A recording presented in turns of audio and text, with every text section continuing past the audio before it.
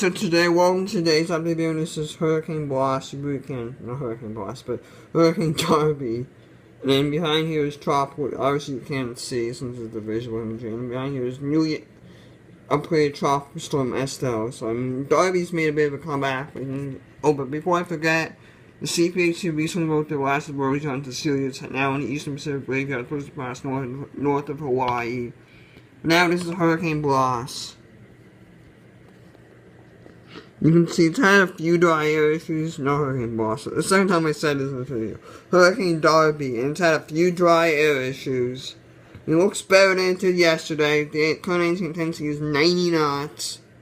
It's relatively well organized. The eye needs to start warming, however. And there's still an incomplete black beyond black to black. However, the system's looking. Our system looks much better than it did yesterday. The system appears very well organized, and it's likely a major hurricane. I think the 90 knot estimate from the ANC is a bit conservative. I think 95 knots, in my opinion, is a little bit of a better estimate. And you can see the latest ADT values have been climbing. They are now at, let me refresh this. They're now at 5.6 raw, and the CI is at 5.4, with SAB and TAFB at 5.0.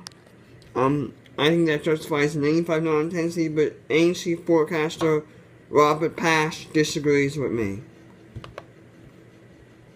So, anyhow, this is Tropical Storm Estelle that was recently designated in the Eastern Pacific. But let me talk a little bit about Darby for a minute. Let me talk about Darby.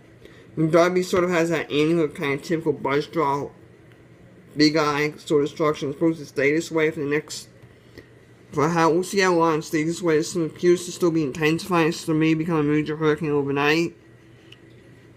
And then about 24 hours, this is moving into stratocumulus air aloft.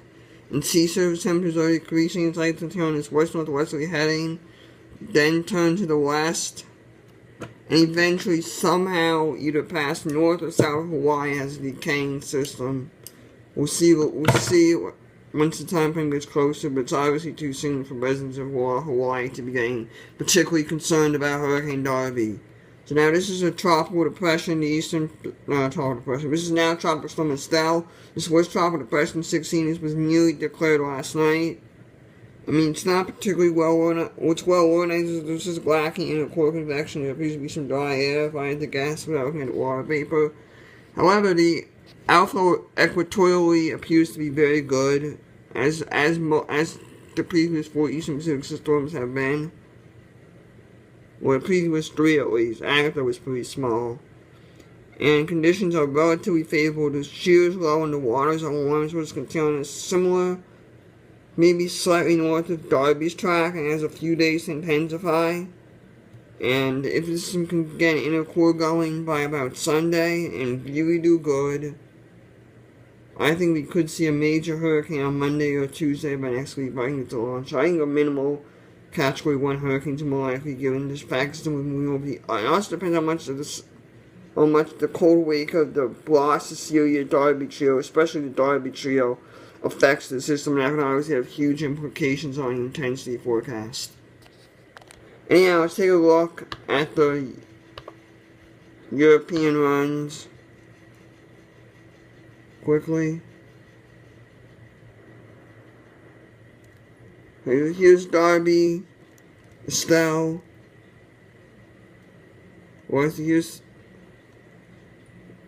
And then.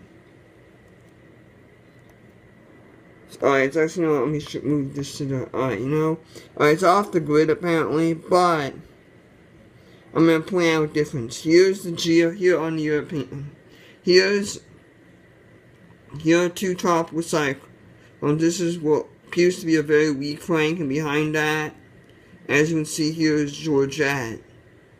And this will probably be Georgette if it's modified at GFS, and then you have this weak disturbance that will probably become Frank. But the European merges the two, which is a little bit unrealistic, and given the tendency, most global models are overdue, but we realize I think the GFS is the more reasonable solution. We saw the European do this right before Hurricane Blast, too, so it's not coming as a huge surprise. And here, around roughly the same time, here's what the the GFS is showing. You can see kind of two separate entities of Frank and Georgette. You can see not really interacting with each other.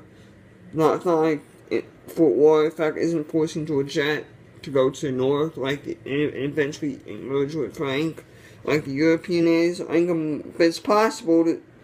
But I still think it's a possibility that Georgette takes a more northerly track than what the GFS is showing.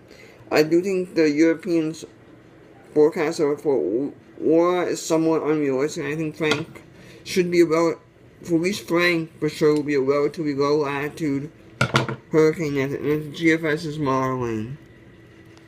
With that said, I'd like to point out that probably after Georgette, I think this outburst of tropical cyclones will finally calm down, and we can finally head to a much more quieter period in the Eastern Pacific. Anyhow, that's it for today. Hope you guys enjoyed this video. Bye!